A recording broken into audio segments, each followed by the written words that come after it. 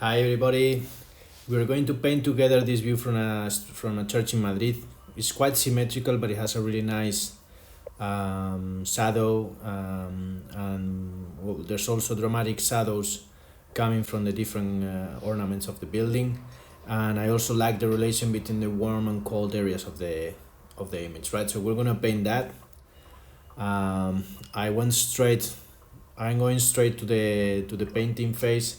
The drawing is not that important that I show it to you, I guess, because it's I just try to create an accurate depiction of what I saw.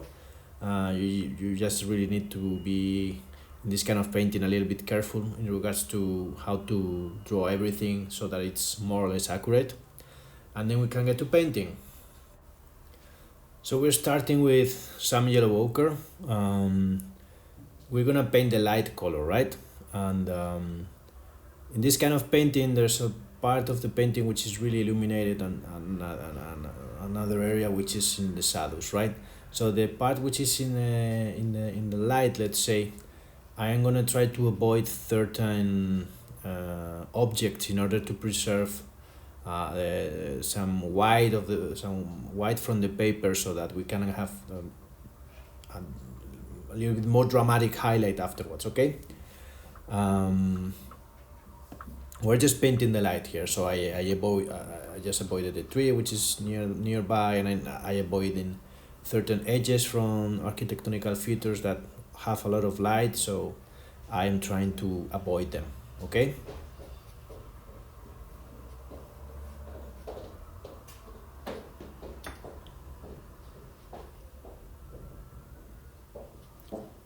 Now I'm mixing some cobalt blue with a little bit of ultra to make it a little bit darker, to get to the areas which are in the shadows.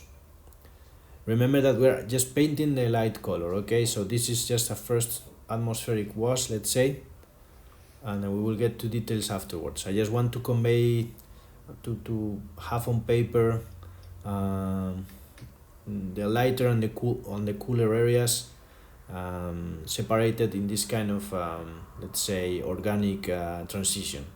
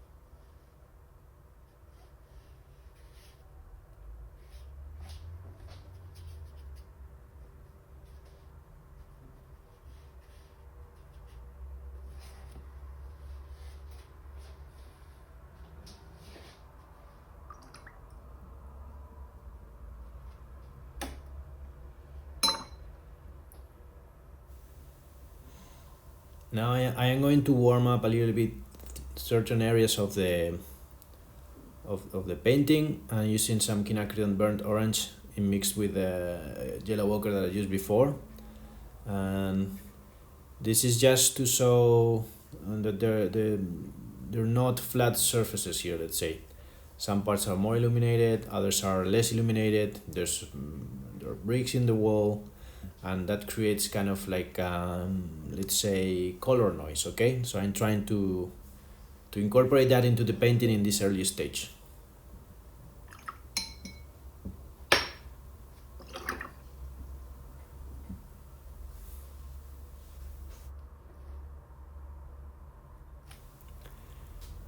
Now I am painting a little bit into this architectonical detail.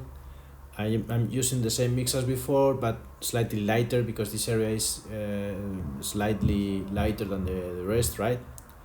The materiality here is different, so, and it has to be lighter. And also, like I said before, I'm leaving some gaps in order to preserve the white on the paper in certain parts so that we have dramatic highlights afterwards.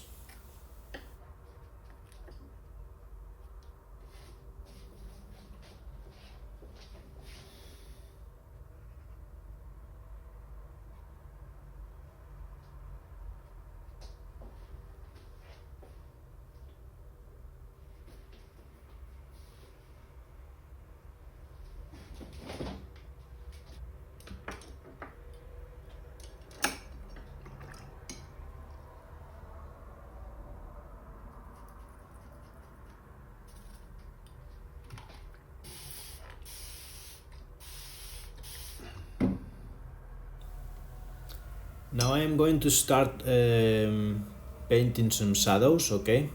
I want the shadows in this painting to be really present, right? So I'm using some neutral tint um, in a really dark way. I'm also mixing some ultra blue with some lavender in order to get slightly warmer, or let's say lighter shadow color. I also mix some isoaniline yellow in order to get a warmer shadow color.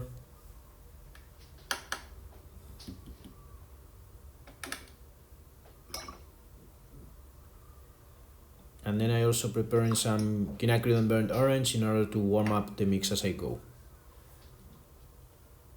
So I always within the shadows I always use a warm color, so in order to show reflected light and things like that.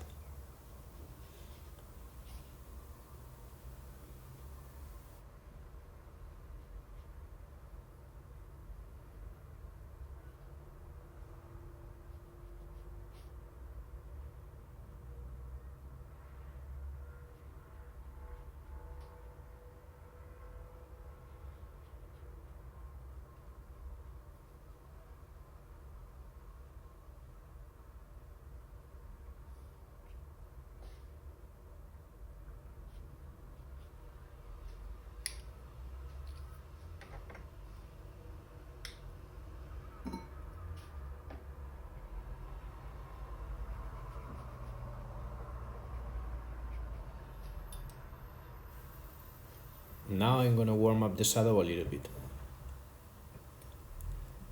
I always use one dark color, then I use sometimes another brush in order to move the paint on the paper a little bit in a less strong way. I incorporate a warmer color in order to show bounce, like reflected light, and I just keep going as in using this strategy. In this case, I have to be careful to leave some gaps within the shadow because there are some really strong highlights, illuminated spots here and there. So when doing something like this, always have in mind that like you have to um, be strategic in regards to where do you want to preserve the lightest highlights. Okay.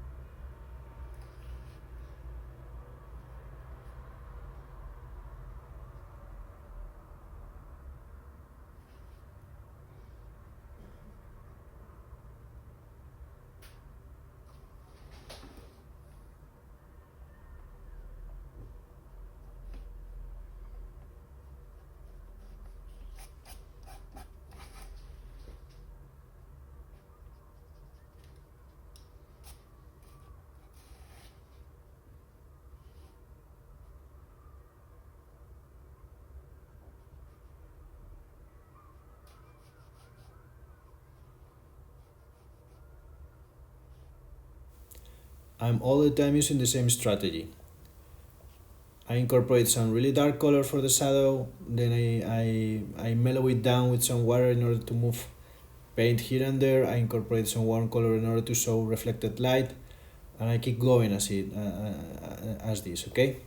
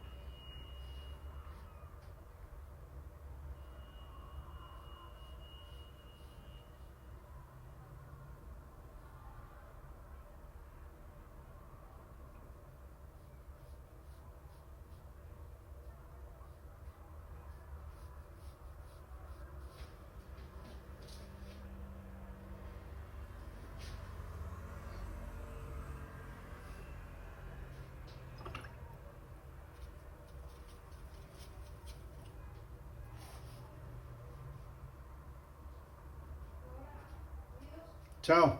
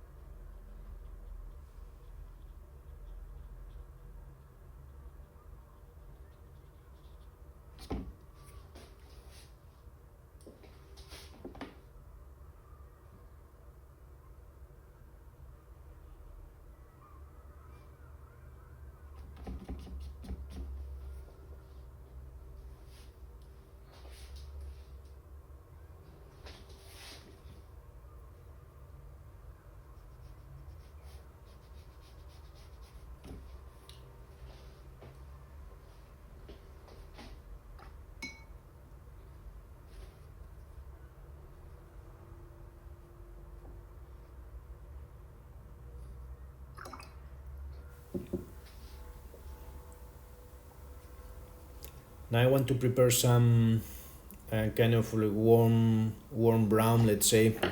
I use some perylene brown mixed with some quinacridone gold, and you get this really beautiful and warm brown. Okay, I really like using this brown perylene with either oranges or yellows in order to get these strong brown oranges, and it's just a really beautiful color. You can use this color if you mix, for example, this quinacridone brown. You mix it with no, not quinacridone brown, sorry, this perylene brown. You mix it with quinacridone gold, and depending on the amount of each that you use, you can get some beautiful siennas, some beautiful burnt siennas, and you could even just not have those two colors that I just mentioned in your palette. You can mix many colors. You don't really need to buy as many tubes as you think if you know how to mix certain colors. And brown perylene is a really, I would say, it's a really good color in order to mix with others.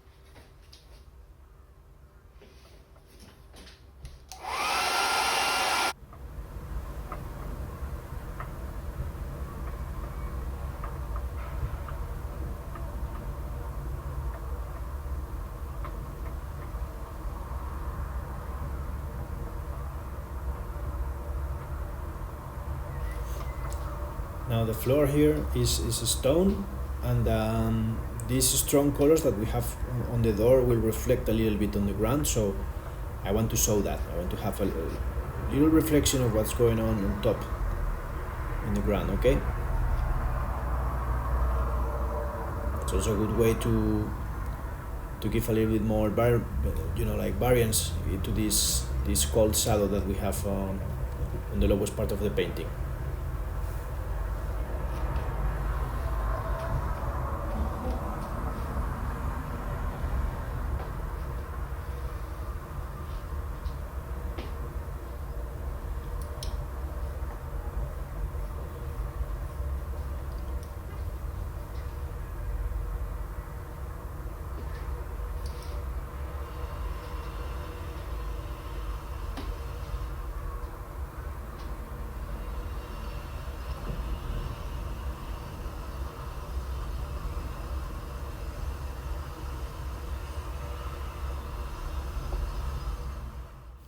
Now I'm just gonna incorporate a little bit from the 3D, which is on the left side of the painting.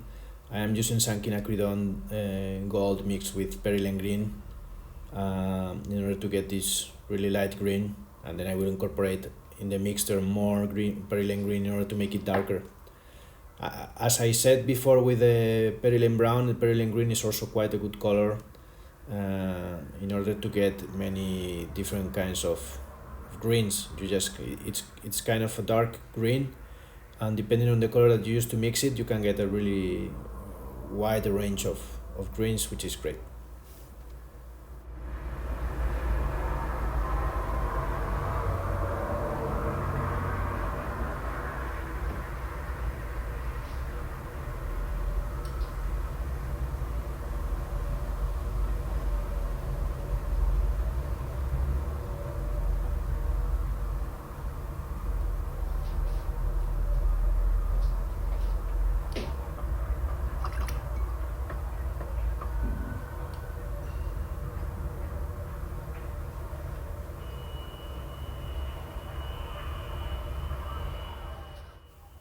Now we're gonna go really dark here, okay? This part of the painting, it's looking inside the church, and it's a really dark area.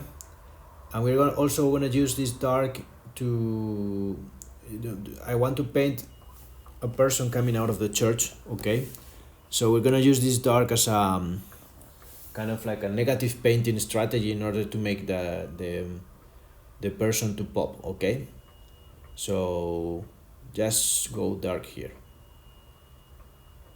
It also brings a lot of contrast to the painting, right? So, and it will bring focus to the person, which is coming outside, which will also help us to break a little bit the symmetric composition.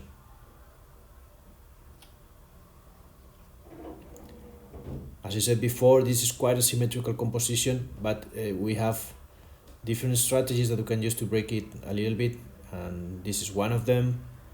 And also the tilted shadow that we have on the lowest part of the painting is also creating some energy and dynamism that we have to use, because if not, it could be a little bit dull, right?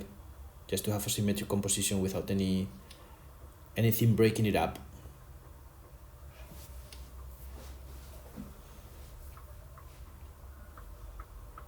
The moment we start using more contrast in the painting comes alive. And later we're also going to add some texture to the bricks on the upper part of the composition, because right now they feel a little bit too light, let's say, but we're going to bring that to life afterwards. I could have done that on the first wash. I might have been a little bit too, let's say, cautious in the beginning. I could have used a much more stronger color mixture, but it's not a problem. We can just make it right afterwards. And you see, I'm avoiding the person, right? I'm also trying to leave small gaps of white here and there in order to create highlights.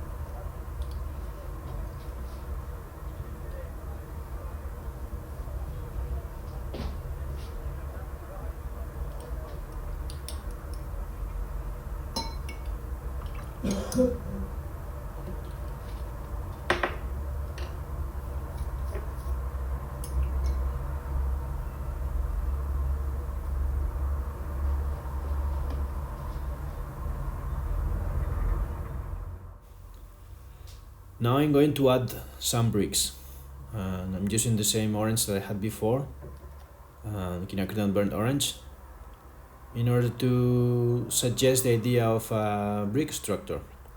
I'm painting fast, I'm painting light. I don't want to paint each brick in isolation. I just want to suggest the texture of bricks being there, okay? So this is the time to paint fast, let's say.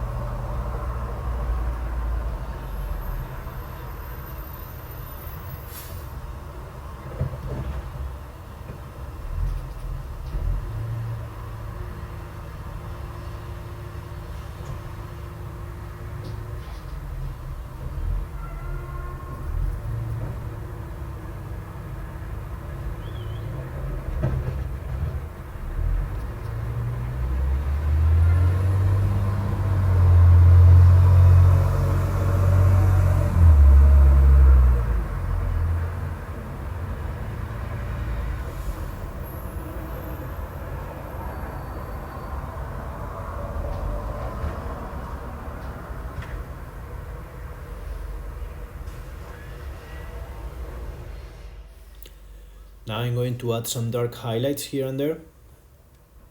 We use a smaller brush for this because we want control.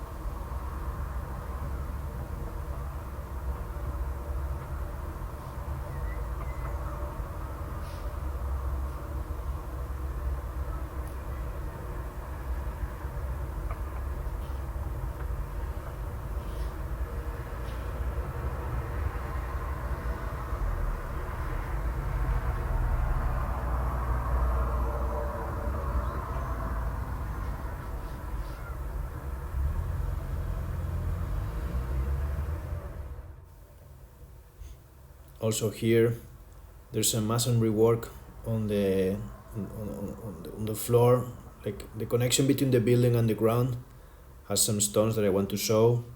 There's also a small step here. Many buildings in Madrid have this kind of, let's say, of foots, no? Like the intersection between the building and the ground. It's made in stone in many of these old buildings. They did it like that to avoid the humidity going from the ground to the bricks, because the bricks are really, let's say, they're like sponges. They like water, so if they get in touch with the water of the ground, they will just absorb it. And by having these stones on the lowest part of the building, they avoided that. It's really smart way of building, adapted to the local materials and local traditions, and I really like that.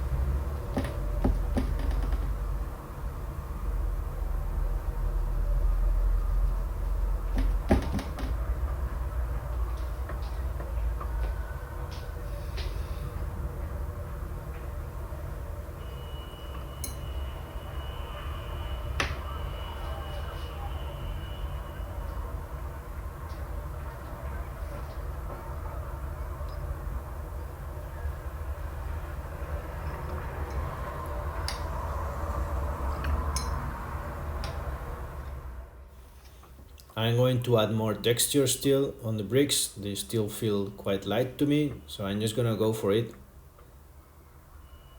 Don't be afraid.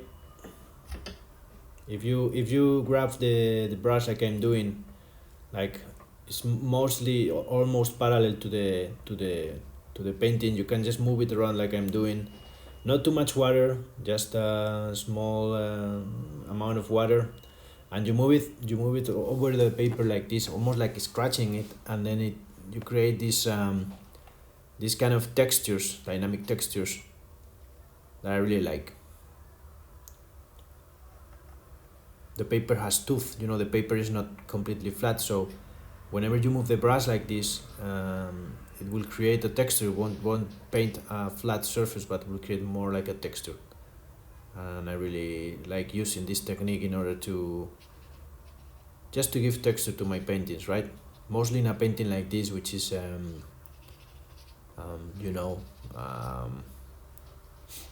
it's really lit with sunlight, so there are many textures and small gaps in here and there and shadows. So sometimes you don't need to paint each brick individually. You just need to suggest them by giving texture.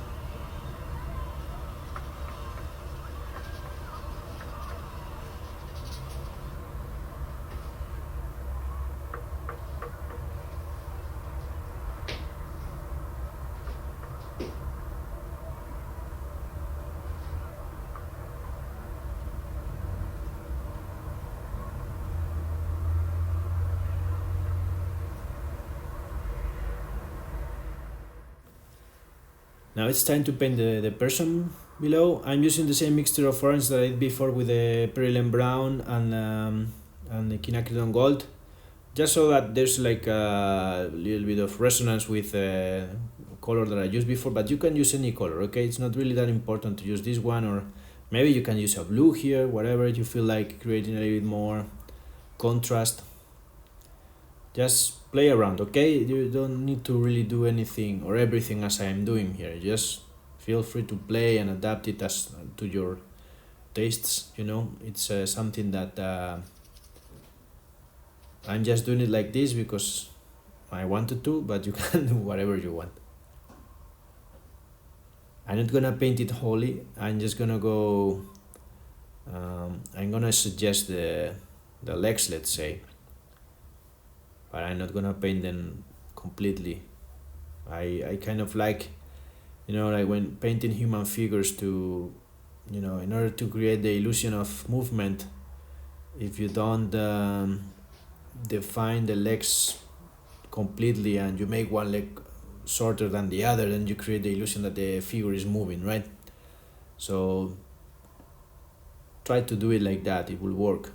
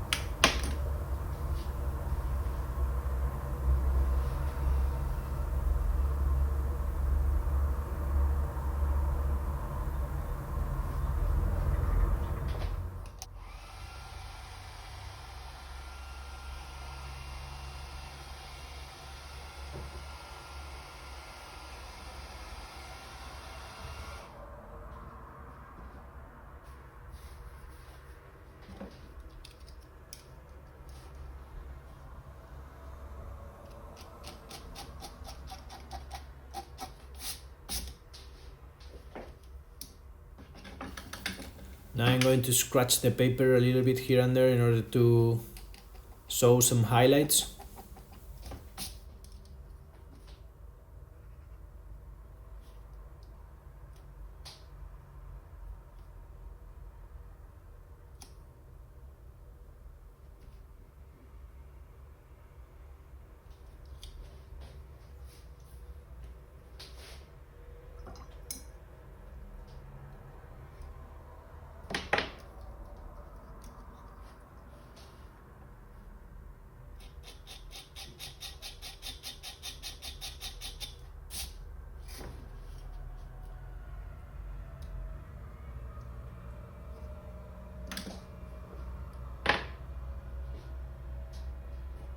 Some details with a liner.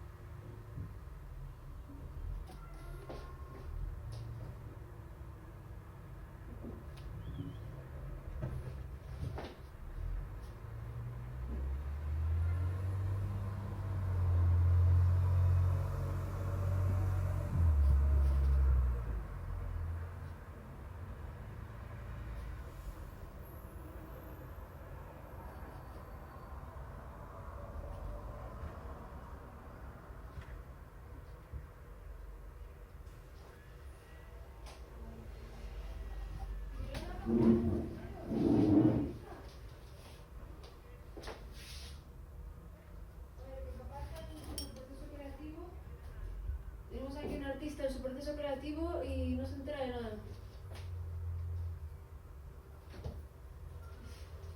Hombre, El papá era artista creativo bohemio. mi niña favorita. Dame un abrazo, ven.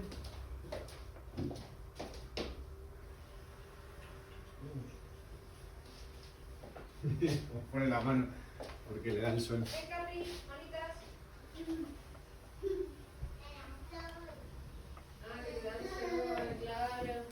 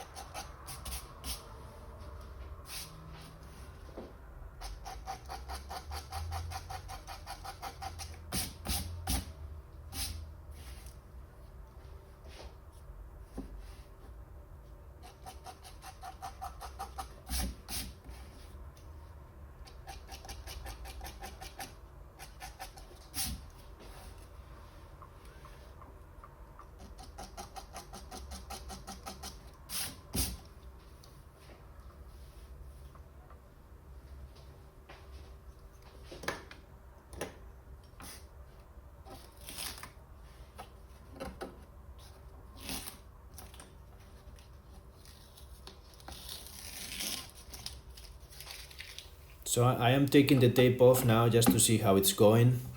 I might do a little bit more details and work afterwards, but I kind of like taking the tape out so you get a real picture of how things are doing at the moment, right? When you get the contrast with the white of the paper, then you realize if you're okay or if there's still a little bit more work to do. I will probably add some more highlights, maybe using paint straight from the tube. I feel like there's some areas which could benefit from some opaque painting on top of them, so let's see.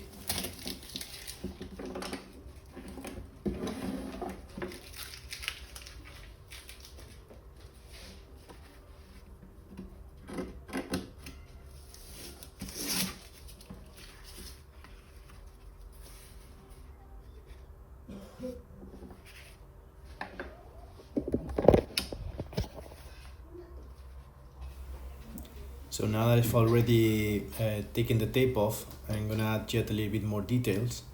I like using, for this matter, sometimes I use paint straight from the tube. In this case I'm using some Jaune Brillant by Holbein, and this allows me to go over the painting with this opaque layer of almost a white paint, right? It is slightly yellow, and it's great to make highlights.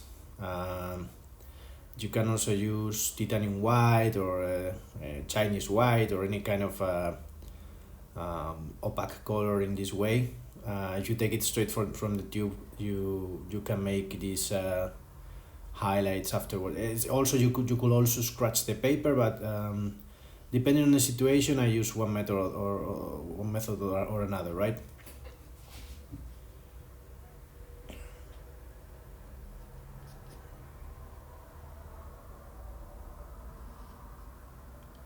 This story is beautiful. It's filled with geometrical shapes which are carved in the wood, and you don't need to paint them all, but by just giving these highlights in the end, you create the illusion of three-dimensionality, right? Yeah, there's like you can feel that this door is not completely flat, but it has some, let's say, relief on top of it.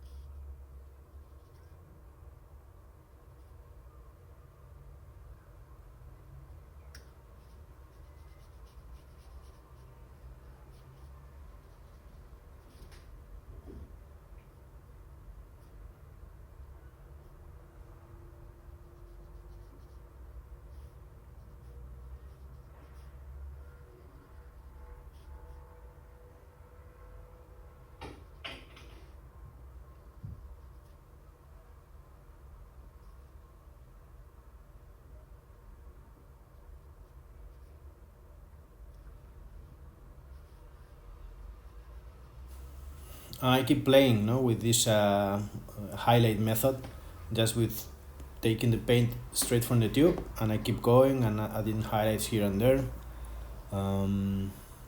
Bouncing light. I mean, you name it. You just create the illusion of bouncing light, or of a place where the light is hitting in a different way, just by adding these quick touches of Jaune Brillant or titanium white, right?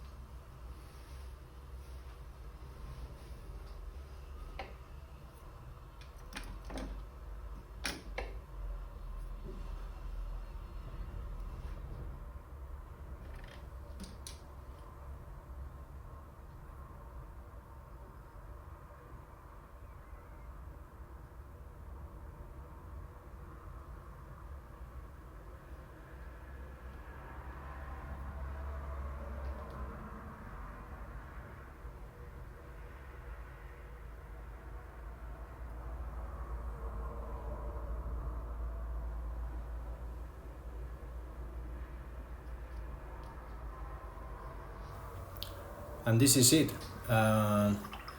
We could keep working if we wanted to darken a few areas a little bit more, or light a few areas a little bit more, or whatever. But this is already working, so I'm gonna leave it here, and I hope that you had a good time, and hope to see you soon. Okay, ciao, thank you very much.